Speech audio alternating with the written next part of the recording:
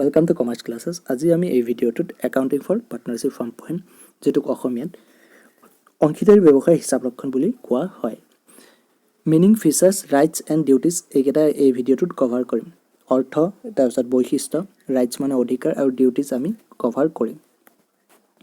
ইয়াতে মোৰ বিষয়ে লিখা আছে। মোৰ নাম শ্ৰী দিব্যজ্যোতি বিশ্বাস, এম.কম গুৱাহাটী ইউনিভাৰ্চিটিৰ পৰা কৰিছোঁ। লগতে মই B.Ed কৰি আছোঁ আৰু JRF qualified. Meaning, according to Section 4 of Indian Partnership Act 1932, partnership is the relation between persons who have agreed to share the profits of a business carried on by all or any of them acting for all. একেবাৰে easy. অংশীদাৰী আইন, ভাৰতীয় অংশীদাৰী আইন 1930 মতে কি কৈছে? Partnership is the relation between person. কেইবাজন পাৰ্চনৰ মাজত কি হয়? এটা ৰিলেশ্যন হয়। Who have agreed to share profit, যিকেইজনে প্ৰফিট শ্বেয়াৰ কৰাৰ কাৰণে এগ্ৰি হয়।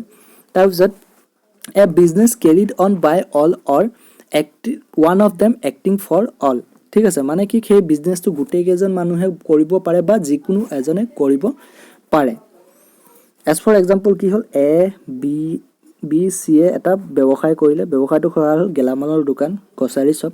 তো এই ব্যৱসায়টো কি কৰিব পাৰে? নিজে কৰিব পাৰে। বি আৰু চিয়ে ব্যৱসায়টো কি কৰিব নোৱাৰে, দোকানটোত আহিব নোৱাৰে বা টকা দি সিহঁতো পাৰ্টনাৰ হ'ব পাৰে, কিন্তু বিজনেছটো নকৰিব পাৰে আৰু তেওঁলোকৰ গোটেই কেইজনে সেই বিজনেছটো কৰিব পাৰে। তাকে কি বুলি কোৱা হয়?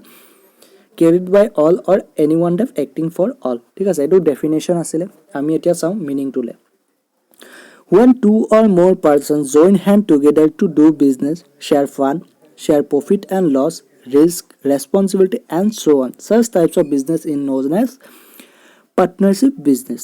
And the relation between the person is known as partners. ঠিক আছে, একেবাৰে ইজি। যেতিয়া দুজন বা তাতকৈ ব্যক্তি লগ হৈ এটা বিজনেছ আৰম্ভ কৰিব, তাত ফাণ্ড দিব, প্ৰফিট আৰু লছ শ্বেয়াৰ কৰিব, ৰিস্ক শ্বেয়াৰ কৰিব, ৰেছপনচিবিলিটি শ্বেয়াৰ কৰিব, তেনেকুৱা ধৰণৰ বিজনেছকে পাৰ্টনাৰশ্বিপ বিজনেছ বুলি কোৱা হয়।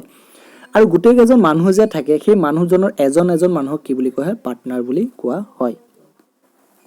এতিয়া ফিচাৰ্ছ পঢ়ি, ফিচাৰ্ছনো কি কি আছে? Number of member.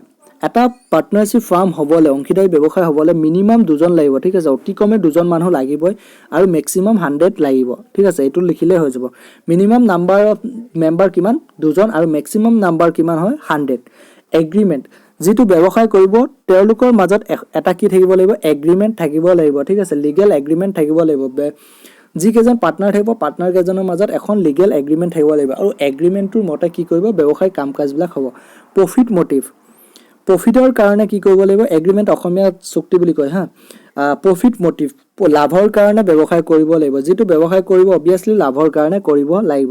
Share profit, যিটো প্ৰফিট হ'ব সেইটো প্ৰফিট পাৰ্টনাৰ কেইজনৰ মাজত কি হ'ব? এগ্ৰিমেণ্টৰ মতে শ্বেয়াৰ কৰি ল'ব লাগিব। ঠিক আছে, ধৰা হ'ল এ আৰু বি পাৰ্টনাৰ আছে আৰু তেওঁলোকে এগ্ৰিমেণ্ট কৰিছিল যে যিমান প্ৰফিট হ'ব আধা আধা ভগাব। তো প্ৰফিটটো তেওঁলোকে কি কৰিব? আধা আধা ভগাই ল'ব। আনলিমিটেড লাইবিলিটি, আনলিমিটেড লাইবিলিটি মানে এইটো বস্তু, ধৰা হ'ল এটা সময়ত কি হ'ল? পাৰ্টনাৰশ্বিপ ফাৰ্মটো বন্ধ হৈ গ'ল বিভিন্ন ধৰণৰ কাৰণত, আৰু তেতিয়া যদি ধাৰ থাকে, সেই ধাৰটো কি হ'ব? পাৰ্টনাৰবিলাকে নিজৰ সম্পত্তি বেছি হ'লেও মাৰিব লাগিব। তাকে আনলিমিটেড লাইবিলিটি বুলি কোৱা হয়। ঠিক আছে, লিমিটেড লাইবিলিটি আৰু আনলিমিটেড লাইবিলিটি। লিমিটেড লাইবিলিটি আমি পিছত পাম। আনলিমিটেড লাইবিলিটি মানে এইটো তেওঁলোকে মানে ধাৰ, নিজৰ টকা নাথাকিলেও নিজৰ সম্পত্তি বিক্ৰী কৰি হ'লেও ধাৰ মাৰিব লাগিব। ঠিক আছে।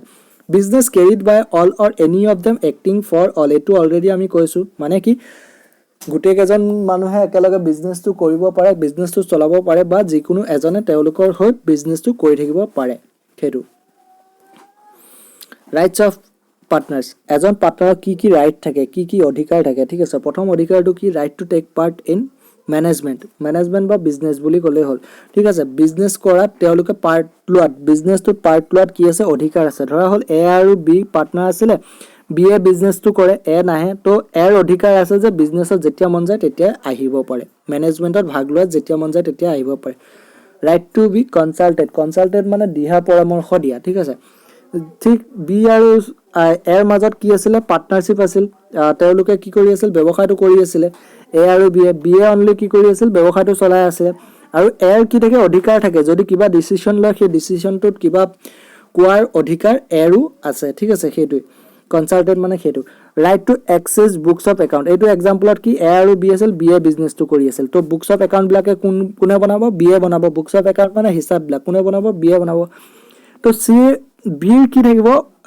অধিকাৰটো থাকিব বিএটো কি কৰিব চোৱা চিতা কৰিব এতিয়া এৰো অধিকাৰ থাকিব যে সেই বুকছ অফ একাউণ্ট গণনা কৰা হিচাপবিলাক কি চোৱা চিতা কৰা যেতিয়া মন যায় তেতিয়া আহি এ চোৱা চিতা কৰিব পাৰিব সেই বুকছ অফ একাউণ্টবিলাক ৰাইট টু শ্বেয়াৰ প্ৰফিট একেবাৰে ইজি অলৰেডি পাই আহিছোঁ আমি তেওঁলোকৰ সদায় ৰাইট থাকে কি যিমান প্ৰফিট হ'ব সেই প্ৰফিটটোত ভাগ পোৱাৰ ৰাইট থাকে ঠিক আছে সেইটো right to stop admission of A partner এতিয়া কি হৈছিল এ আৰু বি পাৰ্টনাৰ আছিলে এডমিশ্যন মানে কি নতুন পাৰ্টনাৰ ভৰোৱা ঠিক আছে চি কি কৰিব বিচাৰিছে ফাৰ্মটোত আহিব বিচাৰিছে বি এ বিচাৰিছে যে চি আহক এৰ এতিয়া অধিকাৰ আছে যে এ কি কৰিব পাৰে ষ্টপ কৰিব পাৰে বা বিও যদি মন নাই তেতিয়া বিও কি কৰিব পাৰিব সেই পাৰ্টনাৰছন এডমিশ্যনটো ষ্টপ কৰিব পাৰিব বন্ধ কৰিব পাৰিব ৰাইট টু ৰিটায়াৰ মানে কি ফাৰ্মটোৰ পৰা নাইকিয়া হৈ যোৱা অৱসৰ লোৱা ঠিক আছে এতিয়া এ বি চি ধৰা পাৰ্টনাৰ এৰ কি গ'ল আঁতৰিব মন গ'ল ফাৰ্মটোৰ পৰা নাইকিয়া হ'ব মন গ'ল তেতিয়া এ কি কৰিব পাৰিব আঁতৰি যাব পাৰিব right not to be expel মানে নাইকিয়া কৰি দিয়া বা এই কৰি দিয়া বাতিল কৰি দিয়া ঠিক আছে এ বি চি পাৰ্টনাৰ আছিল এতিয়া কি কৰিলে চিক নাইকিয়া কৰিব বিচাৰিলে ঠিক আছে কিন্তু কৰিব নোৱাৰে কেতিয়াও চিৰ যেতিয়া নিজৰ মন হ'ব তেতিয়াহে ব্যৱসায়টোৰ পৰা ওলাব পাৰিব right to dissolve the firm পাৰ্টনাৰবিলাকে নটিচ দি ডিজলভ মানে বন্ধ কৰা ফাৰ্মটো বন্ধ কৰিব পাৰে ঠিক আছে যেতিয়া মন যায় তেতিয়া বন্ধ কৰিব পাৰে এইকেইটা কি হয় ৰাইট হয় চাই ল'ব ভালকৈ কিবা যদি বুজি নোপোৱা কমেণ্ট কৰিবা এতিয়া ডিউটিজ পঢ়িম ডিউটিজ অফ এ পাৰ্টনাৰ্ছবিলাকৰ ডিউটিনো কি কি আছে duty to carry on business to greatest common interest এতিয়া কি হ'ল ব্যৱসায়টো কৰি আছিলে ধৰি লোৱা এ আৰু বি এ অনলি ব্যৱসায়টোত আহে ব্যৱসায় কাম কাজ চলে তো বিৰ ডিউটি কি কাম কাজটো ভালকৈ কৰাৰ ঠিক আছে ডিউটি টু বি ফেইথফুল যিমান কেইজন পাৰ্টনাৰ থাকে তেওঁলোকৰ মাজত এটা বিশ্বাসপূৰ্ণ সম্পৰ্ক থাকিব লাগিব সেইটো এটা ডিউটি হয় এজন পাৰ্টনাৰৰ ঠিক আছে duty two render through account এতিয়া এক্সাম্পল দি আছিলোঁ যে এ আৰু বি পাৰ্টনাৰ আছিলে বি এ খালি কি কৰে ব্যৱসায়টো চলায়